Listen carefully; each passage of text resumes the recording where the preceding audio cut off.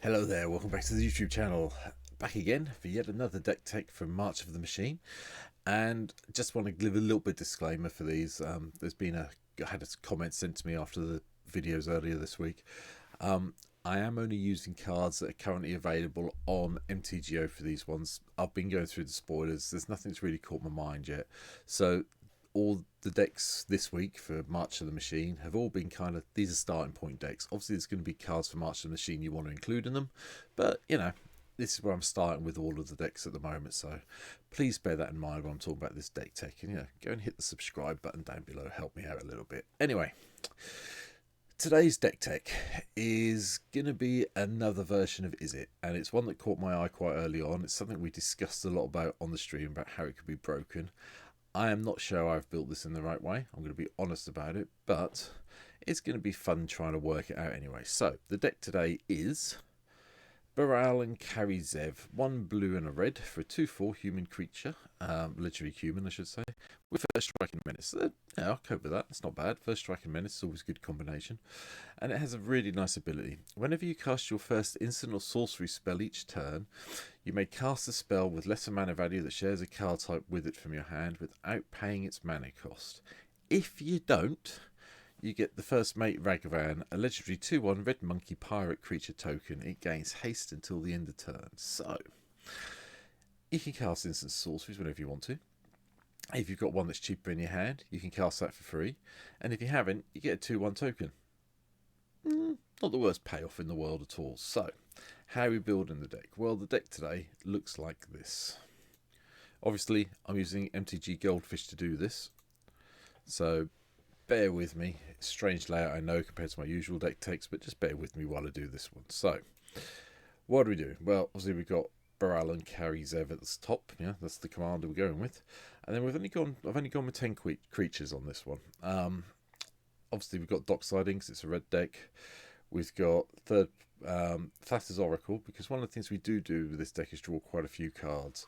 And I'm hoping by drawing the cards we might get to a point where we can win off Thassa's Oracle. So that's one of our win conditions. Third path icon class is in here as well, because we are casting a lot of non-creature spells in this deck, so let's try and win with soldiers. We've got a minor backup plan with a little bit of proliferate. So we've got Thrumming Bird and we've got Flux Channeler in as well. It's not a major part of the deck, but they're in here. Thassa, God of the Seas, in here because I want to be scrying cards that's off my library that are going to be instants and sorceries to abuse Baral. And then Maniform Hellkite, because if we're going to be casting all these instants and sorceries or non-creature spells, we might as well try and get some dragon tokens in to get some damage in as we go along. Next part of the small proliferate sub-theme is Tekalutha, because if you're going to proliferate once, you might as well proliferate twice. Kranos, God of the Storms, is here as well. Whenever you reveal a non-land card, deal 3 damage to target creature or player, and if it's a land card, you get to draw another card. So it's all good. And then Ovika, Enigma Goliath. I got into this card, and Phyrexia will be one. I enjoy playing my Ovika deck, but I decided to chuck it. Let's go with it. It's a nightmare into this deck as well, just so we can abuse all the token building side of it with the red Phyrexian Goblin tokens. Because at the end of the day, as I said, more non-creature spells in this deck than most of the other decks I usually play. So let's hopefully we can get this one out and get some goblins on the go to win with. The reason for the sub-proliferate theme is coming up now with all the Planeswalkers. So we've got Saheeli, because no other way of producing tokens to block with when we cast non-creatures. Royal Sinians to help us do that whole draw and discard bit. And hopefully get to the -8 point with the proliferate side we've got to do the whole damage to something. Jace, Wielder of Mysteries.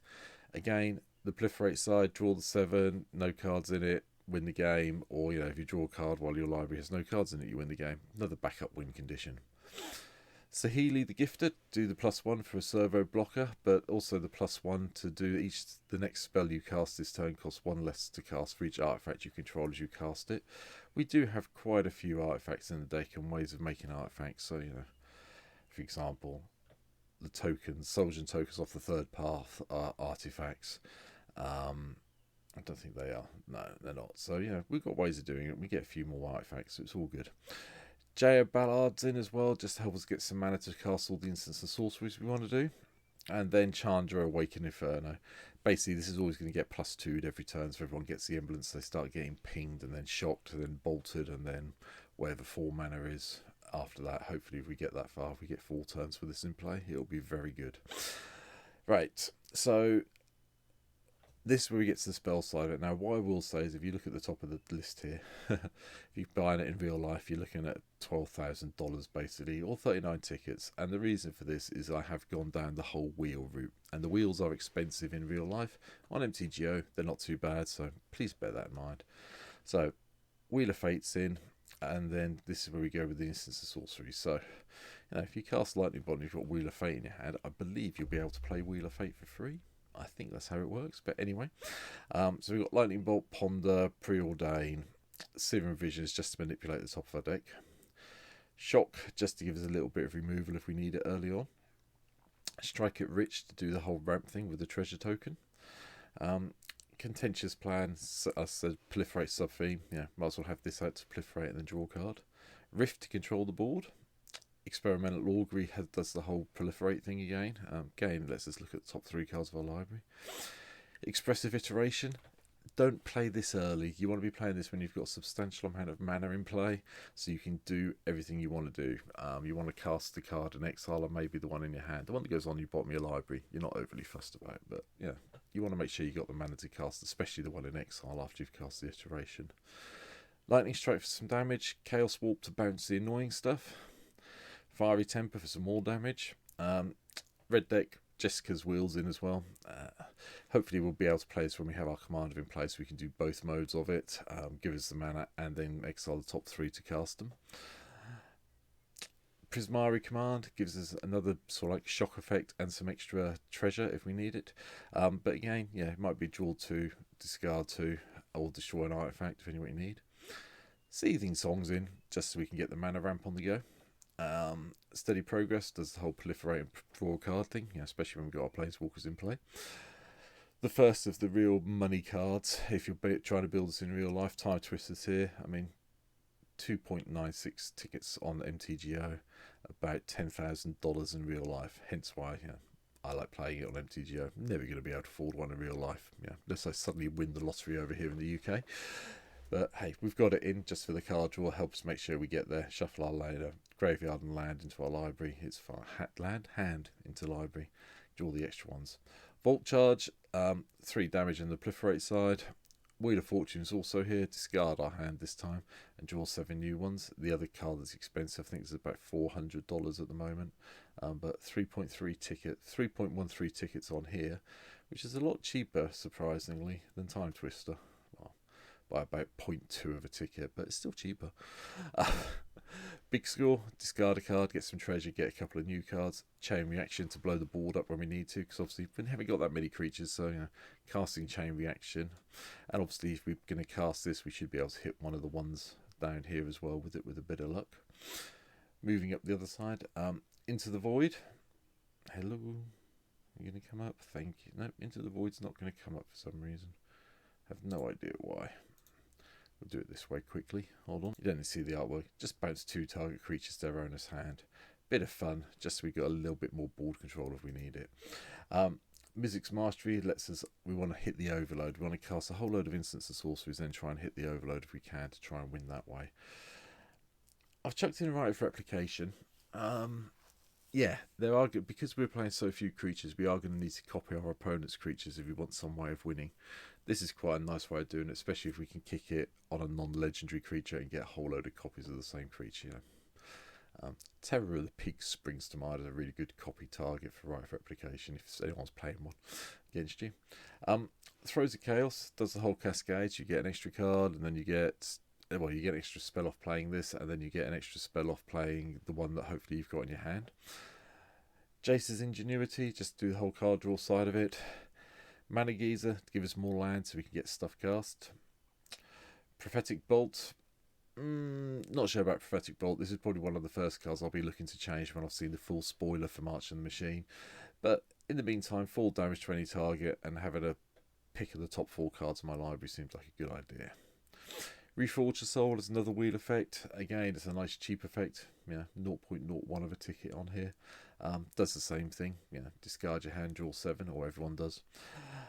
Temporal manipulation, just so I've got a little bit of a time warp in case we need it. Mob rules, so if we are going to need to win, hopefully, hit 6 mana, get this, grab all the big, gain control of all creatures with power 4 or greater, and then smack everyone in the head with their own creatures. Seems like a plan to me. Alwyn's Epiphany I want us to try out. Now, I'm not 100% sure how the rules work, but I think if we foretell this and then play it for its foretell cost of 6, I think it looks at the 7 side of it, which means we can play most of the things we've got underneath it. I think that's how it works.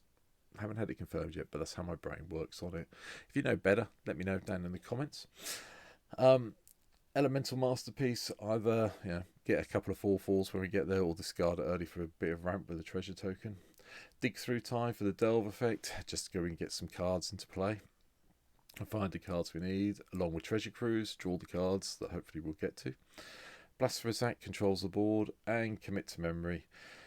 Commit to counter the first thing, and the memory side of it, just do the whole shuffle our graveyard into our library along with our hand, and draw 7 new cards. Another kind of wheel effect, for want of a bit of a phrase. So I'm hoping this works out. Ramp wise, Mox Tantalite, Soul Talisman, Soul Ring, Arcane Signet, Izzet of Signet, and Talisman of Creativity.